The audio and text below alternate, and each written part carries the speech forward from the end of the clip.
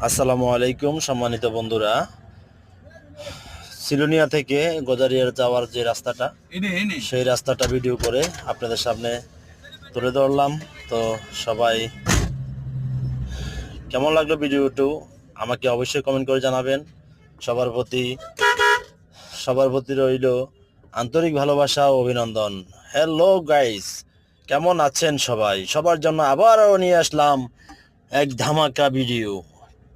সবাই সবুজ শ্যামলকে দেখতে অবশ্যই ভালোবাসেন। সবার জন্য রইল ও সবুজ শ্যামল শুভেচ্ছা ও ভালোবাসা।